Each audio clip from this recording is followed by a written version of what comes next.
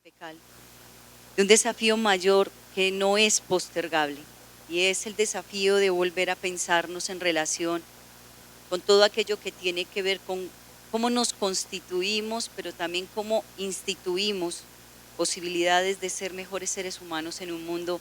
que todos los días nos dice que estamos condenados a la debacle.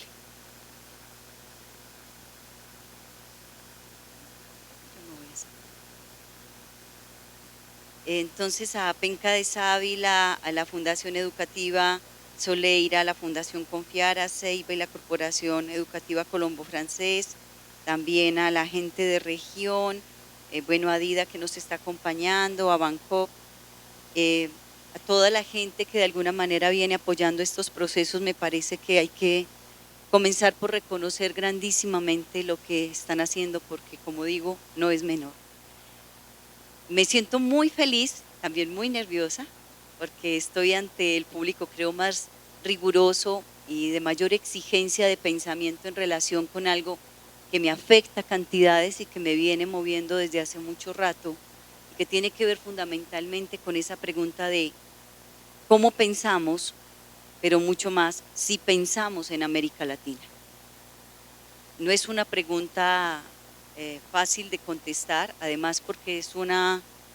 afrenta a todas las certezas que plantean desde muchos puntos de vista, desde lo cognitivo, incluso hasta el proceso, digamos, académico más profundo de quien tiene muchos diplomas,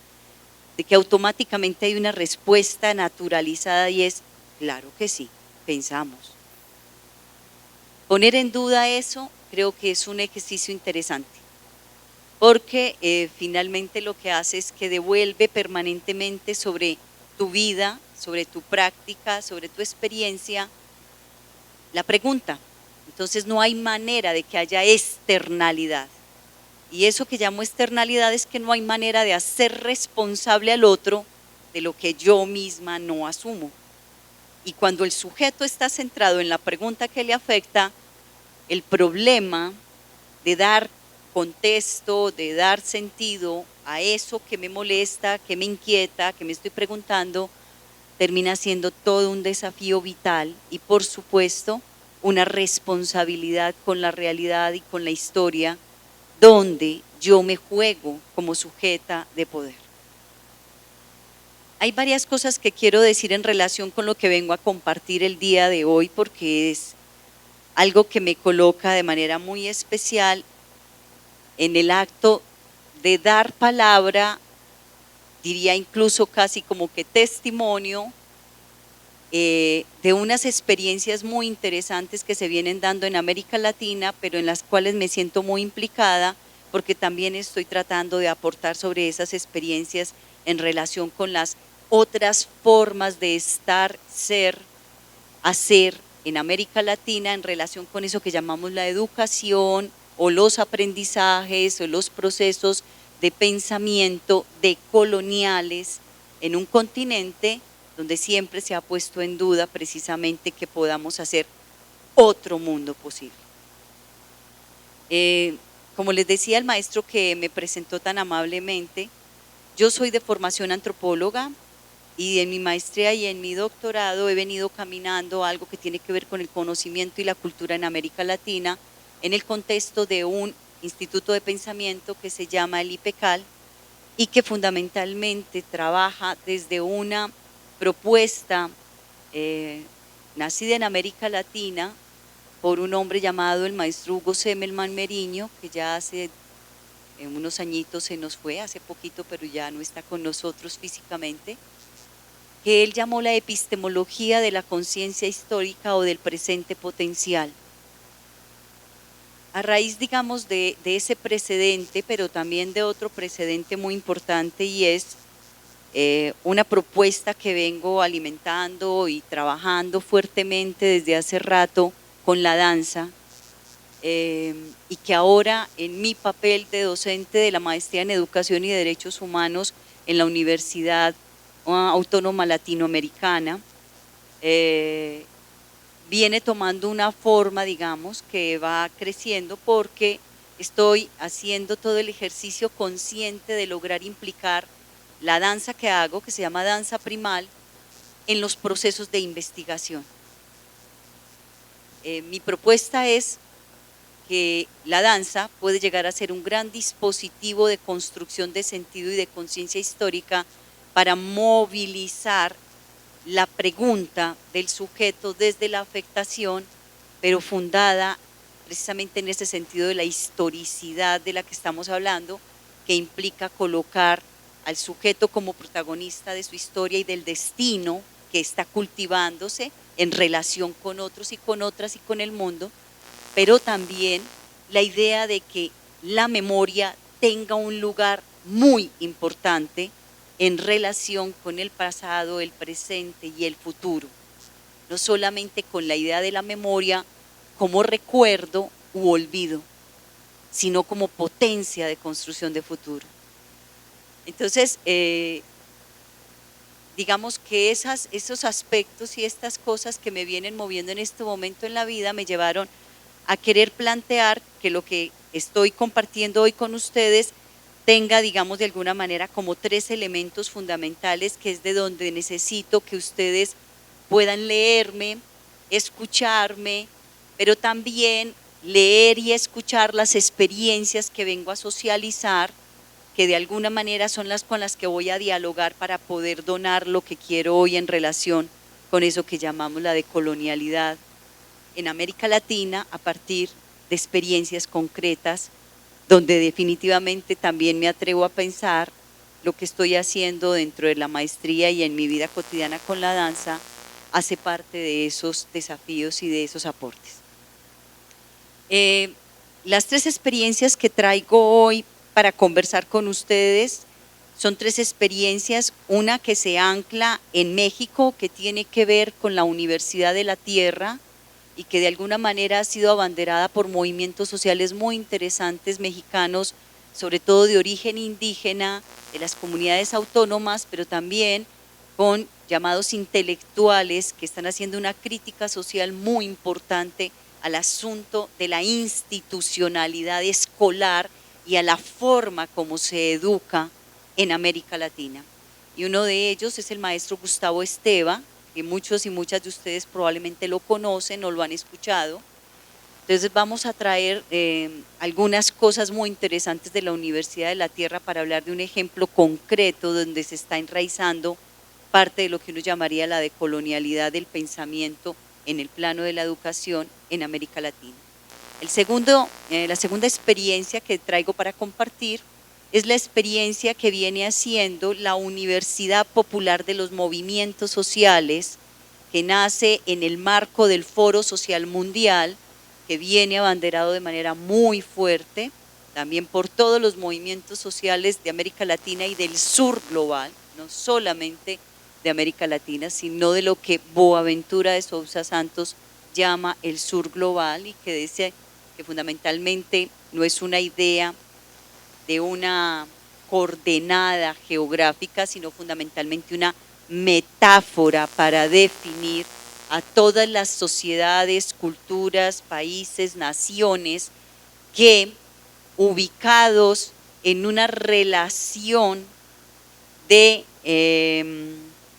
injusticia permanente y de vulneración permanente, han tenido que enfrentar a lo largo de mucho tiempo procesos de resistencia para evitar ser sistemáticamente eliminados. Y eso tiene que ver fundamentalmente con eso que ya el maestro los presentaba al inicio, y es con un ejercicio permanente de la colonialidad sobre lo otro diferente, sobre lo otro que no permite que haya una sola palabra y una sola verdad. Pero tenemos una universidad indígena interesantísima con un proyecto vital de formación que vale la pena resaltar y que quería traer acá también, porque tiene que ver fundamentalmente con eso, y es cómo hacemos otras maneras de crear otras formas de pensar. Esta manera de traer las experiencias la coloco fundamentalmente en la palabra misma de la gente que lo viene moviendo, porque yo decía, bueno, el reconocer las experiencias como posibilidades para poder conversar con la gente que viene al evento es muy importante, pero quería recuperar la palabra con la que ellos mismos y ellas mismas nombran la experiencia donde se están jugando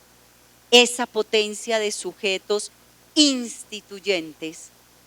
en desafío permanente con la creación de otras posibilidades de comprender lo que necesitamos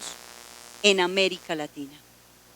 Porque en este caso diría que todo lo que pasa por el pensamiento categorial, que sería como yo lo llamaría, es muy importante. La forma como nombramos el mundo define a ese mundo. Y creo que recuperar esas otras palabras, esas otras categorías, esos otros sentidos que nos vienen donando estas experiencias va a ser parte de lo que va a permitir que después de que vengamos del descanso podamos conversar desde unas claves de lectura que nos remitan a lo que realmente estos otros interlocutores que traigo desde esas experiencias y esos videos nos están donando. Y que conversemos desde eso realmente y no desde lo que podamos ficcionar en realidad en relación con esas experiencias. Quiero recuperar dos cosas fundamentales antes de comenzar a hacer unas aclaraciones en términos conceptuales de lo que vengo a donar acá. Y es que hace un año, cuando estuve aquí, sentada en una de las paneles con mis compañeras ese día, yo nombré algo que quiero recuperar porque pienso que es lo que me sigue motivando a poder estar aquí y poder venir a conversar de esta manera.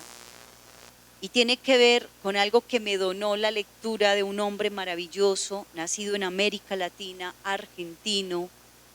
llamado Rodolfo Kusch, un filósofo latinoamericano, pero para ser más amplio, del continente americano, porque él habló sobre la filosofía americana. En un texto que publicó por primera vez por allá en la década del 70, Rodolfo Kusch plantea una categoría de pensamiento maravillosa que creo que vale la pena que la traigamos para poder conversar desde ese lugar en este espacio de trabajo que tenemos. Él la plantea una expresión bellísima que tiene que ver con algo que él llama el paso atrás. Que por supuesto, él aclara, no tiene que ver con que nos devolvamos. Eso es ya de entrada una maravilla. Porque lo primero que nos está diciendo es que no hay tal sinónimo. El dar un paso atrás no quiere decir que nos estemos devolviendo. El paso atrás del que habla Rodolfo Kusch desde la filosofía americana tiene que ver a su vez con otro aporte de él. Y es que él dice que mientras que Europa nos ha donado un sentido del ser ontologizado, terminado, completo, donde ya todo está de alguna manera integrado, la filosofía americana y fundamentalmente la de las sociedades ancestrales de América Latina y del norte de América, plantean fundamentalmente una idea que tiene que ver con un estar siendo, no con un ser. Él dice, la filosofía de nuestros pueblos ancestrales no parte del ser, parte del estar siendo. Y por tanto, el sujeto que vamos construyendo e instituyendo en este continente, según el planteamiento de Kusch, es un ser incompleto, siempre en construcción, siempre en búsqueda, siempre incompleto. Un ser que siempre está en la potencia de crearse. Y con ello es que la potencia del paso atrás tiene un sentido maravilloso y me parece que es de las cosas más potentes que podríamos heredar de un pensador como él. Y es que él dice que dar el paso atrás es vindicarnos en una filosofía del estar siendo como seres humanos. porque esa es la potencia de poder estar construyendo permanentemente historia, pero fundamentalmente una historicidad del sujeto que desde su presente y desde una conciencia de sí y de su relación con el mundo, funde posibles para poder dar cuenta del mundo que necesitamos, transformar lo que hay que transformar y estar siendo lo que tenemos que ser en ese estar siendo. Y el paso atrás es volver necesariamente a pensar desde la raíz, desde el origen, desde lo que realmente dio cuenta en tiempo y espacio de lo que somos, de los procesos de hibridación, de misturas que hacen que seamos los seres que somos, pero no porque somos terminados, sino porque estamos siendo permanentemente. Bueno, la idea es que voy a empezar haciendo un encuadre de la tarea en el sentido de desde dónde vamos a hacer una diferencia que me parece meridional si vamos a entender, que vamos a escuchar y aprender de estas experiencias en clave de colonial.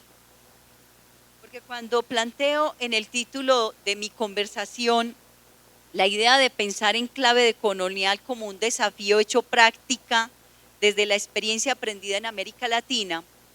a lo que me refiero fundamentalmente es a que vamos a hablar de algo que tiene que ver con la colonialidad, pero no necesariamente con el colonialismo, que son dos instancias diferentes para entender las relaciones de dominación en tiempos y en la historia misma de lo que somos o de lo que hemos podido ser.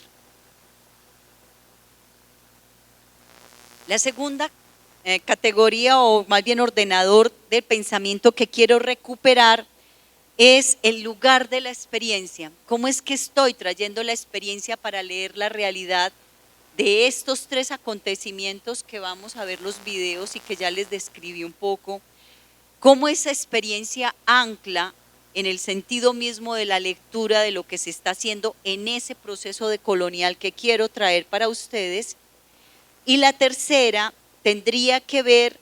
con cómo esas tres experiencias articulan un movimiento mayor que se está dando en el mundo en relación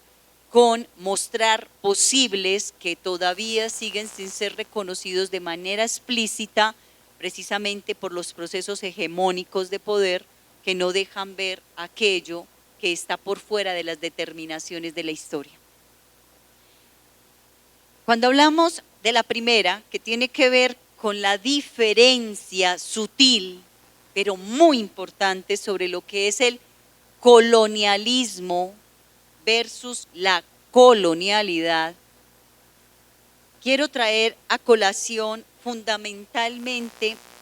que cuando hablamos del colonialismo estamos hablando de un dominio territorial, económico y cultural establecido por largo tiempo sobre un pueblo extranjero que se ve sometido por un país dominante.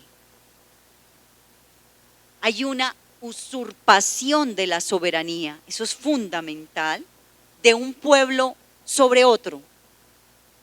Por eso es que cuando hablamos de colonialismo, nos podemos remitir a los griegos y ya allí el colonialismo estaba presente. Porque allí el dispositivo que de alguna manera permitía que se instaurara como un ejercicio de dominio era precisamente un dispositivo que implicaba la usurpación de la autonomía sobre un territorio. Físicamente el otro estaba ahí. Lo que uno llamaría las grandes invasiones, pues tendrían mucho que ver con esto. Lo cultural en un mundo contemporáneo como el que estamos viviendo es comprendiendo que ya eso cultural no tiene que ver necesariamente solo con colectivos sociales que comparten unas prácticas, unos sentidos y unos significados, sino que están yendo a un lugar extremo donde se atreven a decir que cada ser humano es un mundo y en su mundo una diferencia radical. Ya estamos hablando del sujeto en relación. Cada una y cada uno están defendiendo estos estudiosos de las culturas de la diferencia, que es que cada uno y cada una como sujeto en relación encarnamos un mundo radicalmente diferente y que el gran desafío contemporáneo en las luchas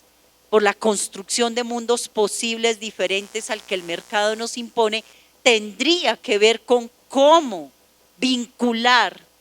esas diferencias radicales que somos y estamos siendo a diario en nuestra vida cotidiana. Estas experiencias lo plantean de manera muy inteligente, de manera directa, cuando dicen, es fundamental para cada una de estas experiencias como universidades alternativas la solidaridad y el vínculo de amistad entre los seres humanos que las conforman. Y Esteban mismo lo decía, no es una amistad y una solidaridad de que seamos amigos, con la trivialidad en que nosotros sabemos llevamos la amistad o a veces la nombramos, no. Es la idea de que tengamos la capacidad y la posibilidad de saber que tengo a un ser que me respeta a mi lado, que comprende que yo estoy buscando y necesitando cosas, prácticas, sentidos que van a ser valorados por quien se sienta a mi lado. Que el prejuicio de eso que hablábamos inicialmente de la colonialidad, donde todo el diferente es un inválido mental, es un ser en retroceso, es un ser subcivilizado, subdesarrollado, en todo, que ese prejuicio instalado en cada célula de nuestro cuerpo se desinstala para poder ver un rostro a un ser humano, para poder ver una potencia luchando por estar en el mundo desde sus propias coordenadas. Tendríamos también que destacar que definitivamente todas estas propuestas recogerían la multiplicidad de epistemologías que nos habitan, no solamente la idea de la epistemología que nos trae la ciencia. La ciencia hace parte de alguna de ellas, de hecho, no las rechazan. Boaventura lo dice de manera expresa cuando plantea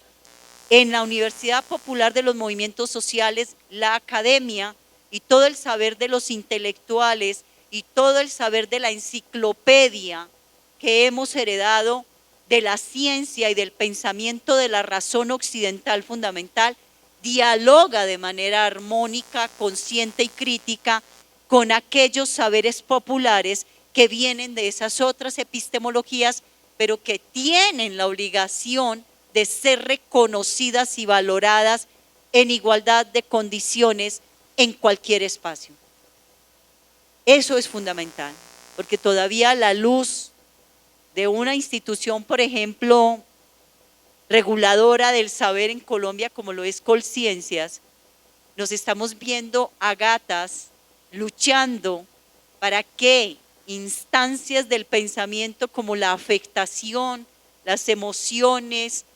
entren a ser parte de los discursos que, unidos a la razón, permitan argumentar lo que nos está pasando. Yo acabo de llegar de la Bienal de Paz que se realizó maravillosamente en San Agustín, aquí en Colombia, y me parecía absolutamente increíble que todo el trabajo que se viene haciendo en relación con la construcción de la paz en Colombia, por fin, todos los académicos y las académicas, pero también maravillosamente los grupos culturales, los grupos indígenas, los grupos afros, todas las agrupaciones que llegaron a estar allá, llegamos a una conclusión maravillosa, y es que todo el trabajo que se tiene que hacer en este país en relación con la memoria, con la justicia, con el proceso de categorías como reparación, todo lo que tiene que ver con comprender verdaderamente el sentido de categorías tan fuertes como la de víctima, victimario, verdad, tienen obligatoriamente que pasar por el reconocimiento de la afectación y de las emociones. Si esas categorías no se llenan de sentido desde ahí y solo la dejamos en la determinación de la razón, no podremos pasar de donde estamos. Eso ya lo tenemos claro. No obstante, sabemos que Colciencias sigue premiando la razón instrumental por encima de lo razonable emotivamente, que también plantea argumentos de peso para decir cómo es que estamos viviendo y muriendo en este país. Otra cosa muy importante que habría que recuperar de todas estas experiencias de las universidades es que son universidades comprometidas políticamente con la acción y la práctica transformadora de realidades. Miren, yo quisiera ver todas las universidades de mi país en esa clave de lectura de la realidad. Yo me pregunto todos los días, ¿cuáles son las apuestas políticas de resistencia, de desobediencia que universidades como la de Antioquia, EAFID, San Buenaventura, UNAULA, todas nuestras universidades, Nacional, Medellín, todas, Bolivariana, cuáles son sus apuestas políticas transformadoras? ¿Dónde es que arriesgan la vida como universidades? Pero además, ¿quién la arriesga? ¿Quién está dispuesto a pararse y decir, yo doy la vida? Eso no es menor, porque en estas universidades de cuya experiencia estoy hablando, ahí, en todos esos proyectos, hay gente que ha muerto por esas ideas, por esas luchas, por esas vindicaciones. Siempre son una oposición a una hegemonía cruel e infame. Lo que pasa en nuestras universidades es todo lo contrario. Se han convertido en centros de apoyo de la infamia, de la exclusión y de la injusticia. Y lo más tremendo, nosotros como docentes estamos donando nuestro saber para perpetuar esa injusticia. Y eso es terrible. En estas universidades están haciendo un esfuerzo mayúsculo por colocar el acento en la vida. Y eso no es menor, mis maestros y maestras. No es menor que uno se involucre políticamente con un proceso donde sé que todos los días estoy arriesgándome como sujeto integral. Y ahí quiero unir el otro rasgo de estas experiencias. Y es que estas experiencias, a diferencia de lo que nos pasa en la mayoría de las universidades, donde hay retórica, enciclopedismo y mucho discurso, pero poco sujeto, aquí hay discursos con sujeto incorporado. Aquí hay seres que están haciéndose responsables de lo que están enseñando y diciendo,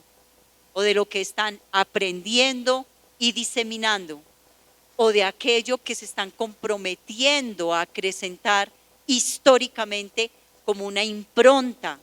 de movilización humana, social y cultural. Hay un discurso con sujeto erguido, diría Semmelman.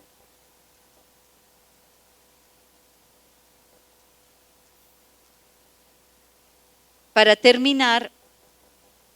plantearía que definitivamente estas experiencias en términos de coloniales nos están mostrando que sí es posible pensarnos desde nuestra realidad. Tal vez este es el dispositivo más importante de todas estas experiencias, y es que sus preguntas están naciendo de lo que les duele, de lo que les afecta, no de lo que dice el Banco Mundial, no de lo que dice la UNESCO, no de lo que dicen los organismos internacionales que plantean cuáles son las coordenadas desde donde tenemos que instituir eso que llamamos escuela, universidad, colegio, educación, proceso de aprendizaje, enseñanza, currículo. No, esta gente está creando algo que llaman universidades alternativas porque son respuesta a necesidades concretas y reales, donde de manera compartida leen la afectación que se instaura en una tripa que duele. Y eso es fundamental, porque ahí es donde está de alguna manera el quid del asunto, y es quién se pregunta, para qué nos preguntamos, desde dónde nos preguntamos, pero también quién se da las respuestas y cuáles son las respuestas, quién impone el destino, quién lee la historia, cuál es la memoria que se construye. Y definitivamente ahí yo diría que lo que hay es una apuesta epistémica de afectación y de pregunta que se enraiza en la realidad, una realidad que es diferente para muchos y muchas, pero que recupera al sujeto en esa realidad para que ese sujeto pueda decir, no estoy de acuerdo, me pregunto y me doy posibles respuestas ante mi inconformidad. Con esa sensibilidad de la tripa, de lo que me afecta y de lo que me duele, que no solo se quede en lo que decía la maestra que estaba contigo o el maestro, en una mera reflexión, que es muy importante, pero que ya no basta solo con reflexionarlo, tenemos que objetivar nuestras reflexiones, y ahí el desafío es mayúsculo porque tiene que haber un sujeto que se arriesgue. Y cuando digo que se arriesgue, lo digo porque estamos habitados por una cualidad de miedo, que es un miedo de terror y de parálisis anímica que no nos permite creer que eso que imaginamos, que eso que podemos pensar como proyecto, se puede tornar una realidad concreta en la praxis. Y como ese miedo también me habita, yo me impuse para este trabajo y esta invitación tan bonita a decirle a la gente de maestros y maestras, permítame hacer unos talleres de danza. Si hay algo que he aprendido a lo largo de mi vida, como les decía, después de bailar mucho, fue que cuando llegó la experiencia de la danza a mi vida, pude ser capaz de pensar y de resignificar la gran diferencia entre lo que es bailar y danzar. Y lo primero que entendí fue maravilloso, y es que el baile es como el sistema hegemónico, donde a ti te dicen cuáles son los pasos que tienes que aprender para tal ritmo. Y con la salsa lo aprendí, la salsa no se baila de cualquier manera. La salsa tiene unos ritmos, unos pasos, unas formas. Pero cuando encuentro hace más o menos 10 años la danza, y en especial la danza primal, me doy cuenta que el desafío de esta danza es hacer una cosa que, a la luz de las reflexiones que he venido haciendo a lo largo de mucho tiempo, era perfecto para poder objetivar eso que me estaba de alguna manera afectando, y era la idea de cómo recuperar el movimiento propio que nos ha sido obligado a olvidar en los procesos hegemónicos de domesticación, de educación, que dicen que solo podemos movernos en el mundo de una sola forma. Y cuando comienzo a integrar esa idea de que cada ser humano danza desde donde puede, siente y comprende, por tanto, todo ser humano danza de manera propia. Y allí construye una identidad única, esa diferencia radical. Y cuando danza hay una recuperación de la memoria, de esa memoria de lo que yo desde origen, desde raíz fui, pero que me fue impedido darme cuenta porque la colonialidad del pensar, del saber, del ser, del estar, del conocer, del vivir, me lo impidió. Por eso es que de alguna manera me desafié y dije, quiero hacer esos 2 talleres hoy y mañana. Porque cuando yo lo integro a la tarea maravillosa que pienso que es el que los seres humanos se puedan hacer preguntas, que pueden llamarlo investigación. Para la academia, pues sería la investigación, ustedes le pueden colocar otra palabra. Para mí ha sido muy revelador y me ha ayudado mucho a entender que sí pueden haber otras maneras en que cada ser humano se pueda acercar sensiblemente a la vida.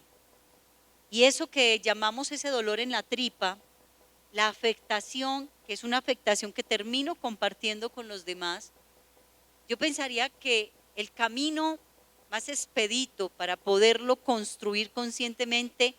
tiene que ver con obligarnos al vínculo. Y cuando digo obligarnos, es porque conscientemente el sujeto historizado e histórico que políticamente necesita entender lo que pasa, tiene la obligación de responderle a un otro, a una otra y a lo otro, al mundo, a la vida. Y ese vínculo yo pensaría que es fundamentalmente un vínculo de cuerpo. Yo no logro entender el vínculo si no es desde el cuerpo. Sí, para mí, claro, absolutamente. No, lo que nos han vendido es que la razón impera. Yo digo, no, no hay tal imperio de la razón más allá de lo que hemos creído que es, no.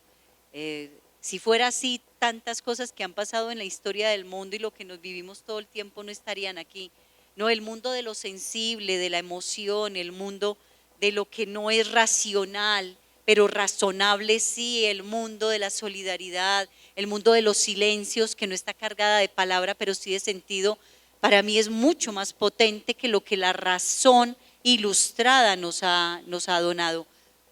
Le agradezco a la razón ilustrada, pero no creo que tenga en sus manos las respuestas para lo que nos está pasando y nos sigue pasando y probablemente lo que nos pasará. Entonces, a diferencia, ahorita me hacían una entrevista muy bella y me preguntaba el periodista, acaba de decir nuestro procurador Ordóñez que van a prohibir en los colegios los besos y los abrazos. Uy, no. Este procurador está definitivamente en contra de todo lo que nos hace humanos, es terrible. Yo decía, no, pues lo que yo diría es que hay que enseñar profusamente a besar, a abrazar, a vincular, a hacer masajes, a cuidarnos. Es todo lo contrario, porque yo digo, lo que no pasa por el ser cuerpo, no pasa. Es ahí donde está la rostricidad del otro, es ahí donde nos duele, es ahí donde se tortura, es ahí donde se ve la escritura de las violencias, es ahí donde llega la palabra ancla, sana, pero es ahí donde llega la palabra ancla y mata, es ahí donde llega la bala, es ahí donde llega el dolor de la ausencia, de la desesperación, de la pérdida. ¿Dónde más? Es que somos cuerpo. Yo diría, es ahí. No veo, no logro concretar cómo vincularme con la vida si no es a través de lo que soy como vida, y es que soy cuerpo y el otro también. Entonces, pensaría que esa sería mi donación para ti, maestro, en relación con esto. Ha sido que esas mismas sociedades están haciendo el ejercicio de repensarse. Y sé que las comunidades indígenas en Colombia lo vienen haciendo muy fuertemente, pero también en América Latina en general. Porque lo que uno tendría que hacer es volver sobre la idea de qué es de la tradición lo que tenemos que recuperar y qué es de la tradición lo que tenemos que resemantizar. Y las sociedades indígenas, en este caso, como las afro, las campesinas, todas las sociedades que de alguna manera han sido consideradas diferenciadas y diferentes, todas las sociedades estamos obligadas de alguna manera a volver sobre ello culturalmente. Sé de sociedades donde es un impedimento, una prohibición cultural, el que haya siquiera un atisbo de diferencia en la condición de la elección sexual de una persona, lo sé, Sé que existen sociedades, culturas indígenas que con toda su ancestralidad y toda la maravilla de su pensamiento cosmogónico tienen en su haber prohibiciones terribles para con su gente, pero también sé que en esa apertura de la construcción de una conciencia ampliada que dialoga y se interpela, esas sociedades también lo están haciendo. Por eso yo diría que lo que hay que recuperar es que no estamos hablando de sociedades perfectas, estamos hablando de la pertinencia de ciertas prácticas, sentidos y maneras de estar en el mundo como culturas y sociedades que pueden aportar de manera muy potente a la resignificación de unos mundos que no queden atrapados y engrilletados en un mundo único, que es el mundo único que nos venden y nos imponen. Pero esos otros mundos que nos están enseñando cantidades y nos están donando cantidades no son perfectos. Son mundos que también se están viendo obligados a repensarse, a madurar en ciertas cosas, a dejar ciertas tradiciones, a crear otras tradiciones, porque eso es una cosa que a veces perdemos de vista. Las tradiciones son construcciones. Yo suelo decir que no hay tradición más terrible para este país que la tradición de la violencia. Y les digo por qué. Porque podríamos dejar de practicarla y podríamos comenzar a enarbolar la tradición de la paz y ser seres inteligentes y dialogar o quedarnos callados en el mejor de los momentos cuando tenemos tanta ira y evitar matar al otro con nuestras palabras, respirar 10 veces y volver sobre la palabra. O sea, las tradiciones son prácticas aprendidas, por tanto se pueden desaprender. Y esas prohibiciones que tienen que ver con cosas tan dolorosas, porque a mí me duele cantidades, las prohibiciones que implican decirle al otro, tú no perteneces más a esta sociedad porque eres raro, porque haces cosas que no son bien vistas y que tienen fundamentalmente que ver con la orientación o la elección sexual. Para mí es bastante fuerte, pero lo que me anima también es que esas mismas sociedades se están dando la pela de tensionar la tradición, de colocar la discusión en otro lugar y de hacer giros gramaticales también, donde sin afectar ese mundo de lo comunitario que es tan importante, la subjetividad humana de cada uno de esos seres que componen esas comunidades tenga un lugar para ser nombrado en la diferencia radical que es parte de la lucha de todas las comunidades ancestrales. Eso sería lo que diría al respecto. Que nos es difícil, muy difícil, nombrar de formas originales lo que requerimos para poder hacer, decir y sentir eso que las sociedades ancestrales sí tienen ya construido. Y no desde ahora, sino desde hace miles y miles de años. Y ahí diría, como dice Boaventura, si recupero de Kush como un hombre de ancestros europeos, pero nacido en Argentina, la expresión del paso atrás, siendo un filósofo formado en el mundo occidental, pero que fue capaz de hacer sus trabajos de investigación en el mundo ancestral indígena, no lo hizo en el mundo occidental. Se fue a pensar cómo pensaban los indígenas y desde ahí nos donó la expresión del paso atrás, o sea que se lo heredaron ellos, no se lo heredó Europa. Estoy segura que ese estar siendo de Kush, como lo dice su obra, se lo heredó las comunidades ancestrales de América del Sur con las que trabajó. Lo que quiero recuperar, mi maestro, es que no estamos echando a la basura el pensamiento acumulado de Occidente. Estamos resignificando y criticando y poniendo en duda que el pensamiento hegemónico de Occidente que nos hizo creer que solo había una manera de nombrar el mundo y de ser y hacer y estar en el mundo sea verdad.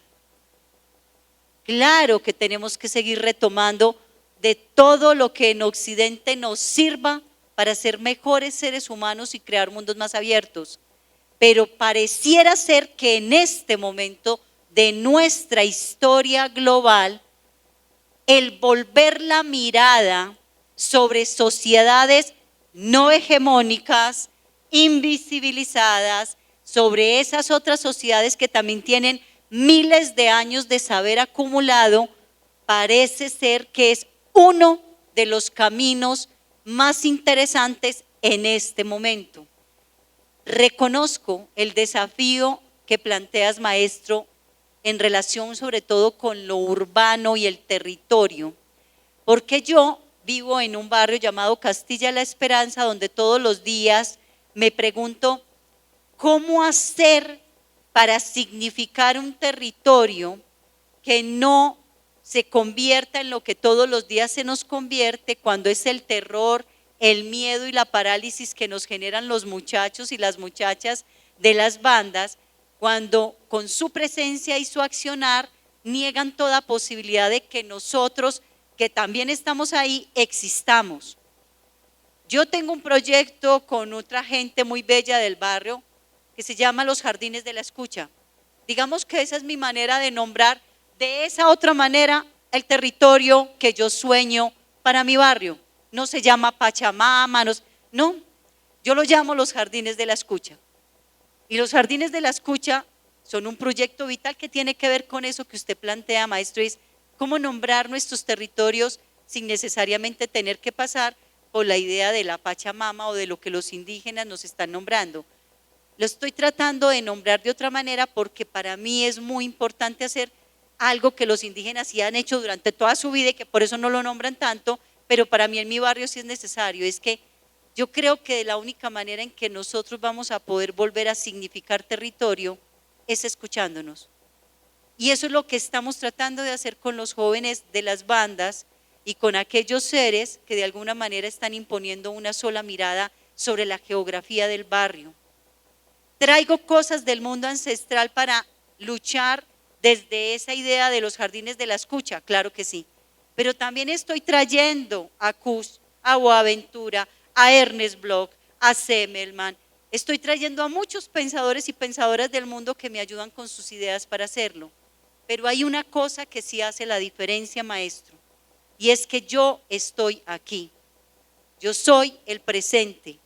Yo soy la palabra viva. Lo otro, si solo me quedo repitiéndolo, sería teoría. Por tanto, la realidad volvería a ser cooptado por la teoría y me perdería yo misma si no me doy cuenta de que lo que tengo que hacer es arriesgarme a vivir nombrando lo que puedo desde donde puedo. Y ahí sí te abono a ti en relación con que no basta con que retomemos el pensamiento ancestral indígena, sino hacemos una praxis consciente de eso que estamos resignificando para comprender nuestro mundo. Muchas gracias.